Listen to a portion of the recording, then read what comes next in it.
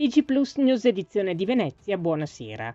Ieri presso il corridoio dell'ufficio di gabinetto, in occasione dell'imminente trasferimento alla questura di Bologna, il questore di Venezia, dottor Gaetano Bonaccorso, ha voluto ringraziare tutti i collaboratori ed il personale, rivolgendo loro un sentito saluto e un profondo ringraziamento per la professionalità, la dedizione e la leale collaborazione dimostrate durante il periodo trascorso nella città lagunare. Nel suo saluto di commiato, il questore Bonaccorso ha evidenziato come l'esperienza vissuta sia stata straordinariamente motivante, in una città che, come ha lui stesso dichiarato, mi ha fatto vivere come se fossi in una favola, permettendomi di provare un'esperienza intensa, umanamente e professionalmente ricca.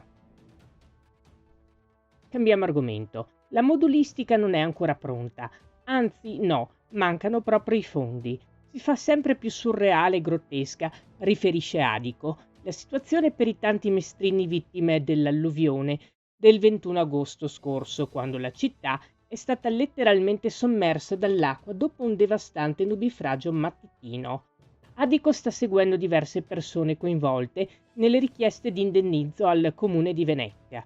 A inizio dicembre il Comune aveva spiegato, tramite una comunicazione scritta, che sarà nostra cura contattarvi non appena disponibile la modulistica predisposta dal Dipartimento della Protezione Civile per la segnalazione dei danni subiti. La stessa modulistica si potrà trovare pubblicata nel sito del Comune di Venezia e nella pagina della Regione. Parliamo di cultura.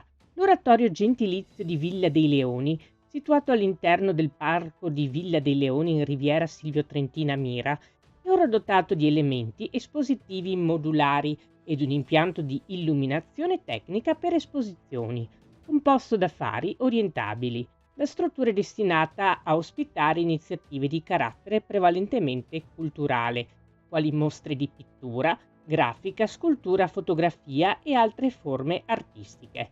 L'apertura dell'oratorio, che va ad ampliare il polo culturale di Villa dei Leoni, è punto di riferimento grazie alla presenza del teatro e degli spazi espositivi. Le richieste di utilizzo dell'oratorio devono essere presentate compilando l'apposito modulo, scaricabile dal sito web www.miracubi.it.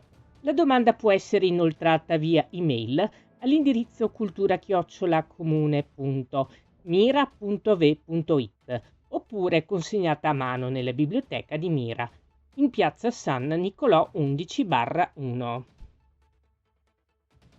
Chiara Frasson, che nella vita di tutti i giorni è tecnico agronomo per la CIA di Venezia, è anche una provetta scrittrice di libri per l'infanzia.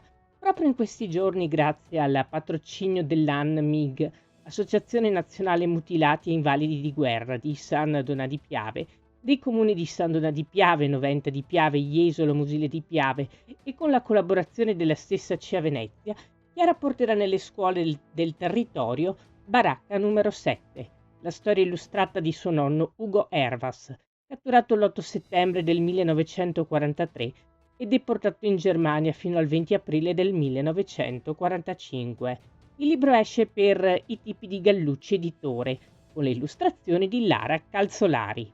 È una storia di speranza che parla al cuore di tutti. È una storia che non va dimenticata. Per questo lo slogan della presentazione è il 27 gennaio ogni giorno, come riferimento alla giornata della memoria. Il calendario degli appuntamenti nel nostro sito notizieplus.it. Questa era la nostra ultima notizia. Grazie per averci seguiti. Arrivederci.